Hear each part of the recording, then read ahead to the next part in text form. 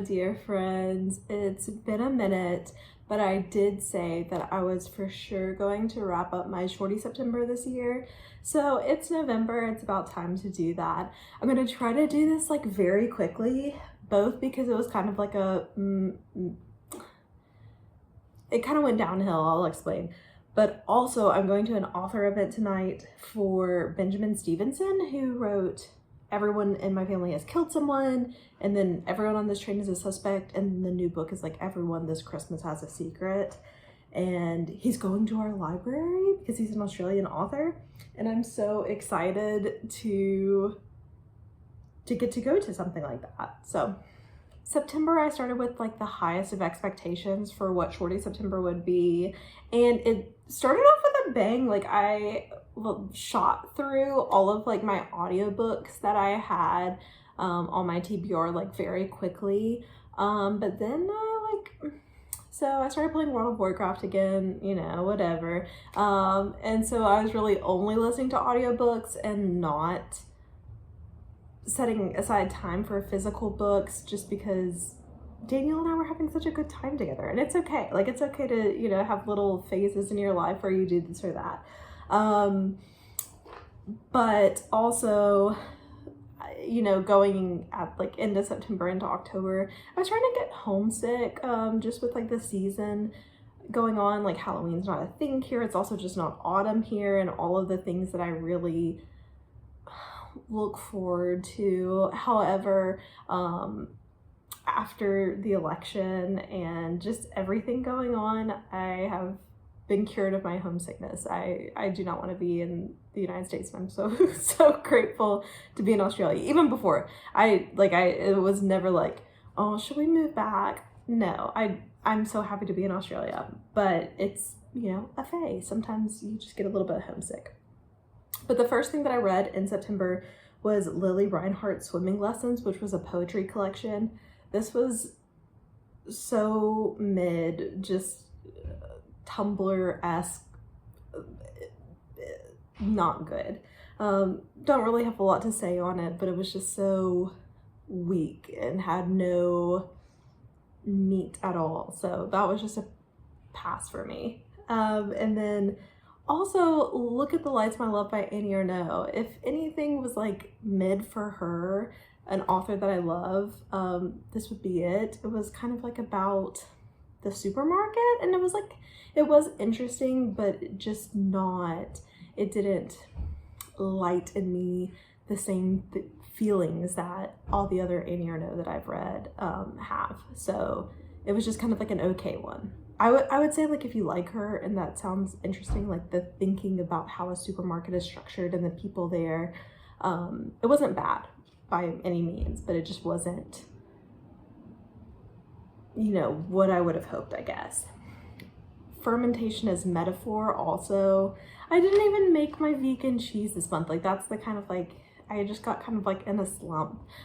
So that's like still to come. I promise I ate fermented stuff sometime in September, so I still satisfied that prompt. But this one was also, it wanted to talk about some big topics, cultural stuff, and I don't know that it necessarily put in enough time or thought to be exceptional in how it was talking about these things. Like, if you want to draw the links to fermentation and the time that's spent and you know, the things that we value in our society, like, I see that, but it just felt like kind of by the books and like saying things just to have said something without, it could have gone deeper, it could have gone further.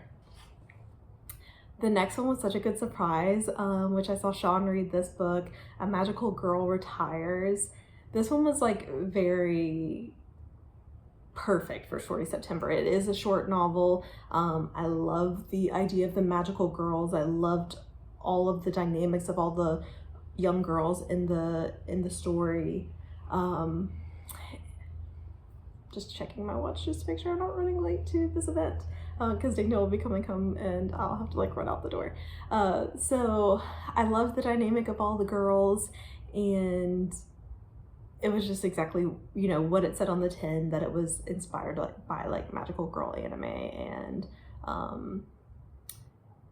yeah, it was just a lovely little fantasy story. The next two, well, one is a shorty. The first one that I read by him, Ronald Malfi, was Little Girls, which was a horror story about how creepy little girls can be. I thought it was like pretty entertaining. Not my favorite of his, but pretty entertaining.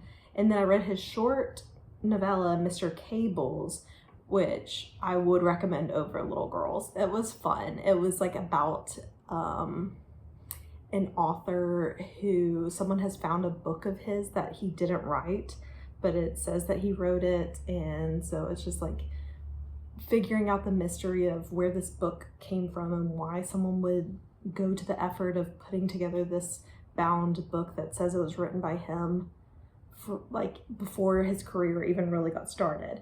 So that was like a fun little mystery horror, and I thought that it worked really well.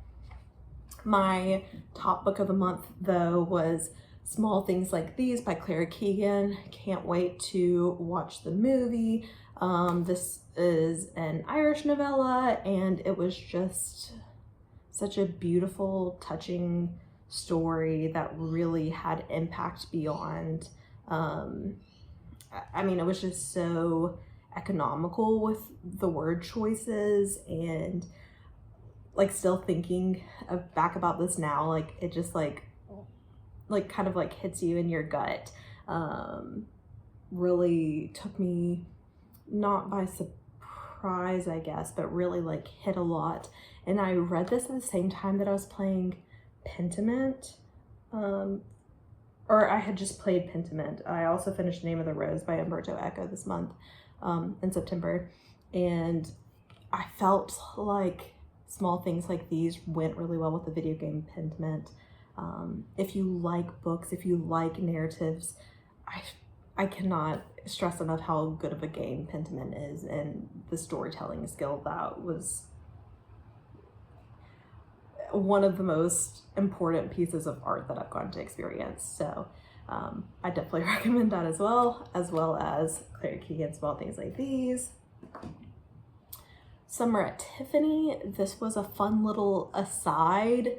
It was definitely light, and it was interesting that I didn't realize how much this girl had going on, other than just being like a teenager who lucked into getting to work at Tiffany's one summer between high school and college in the 40s,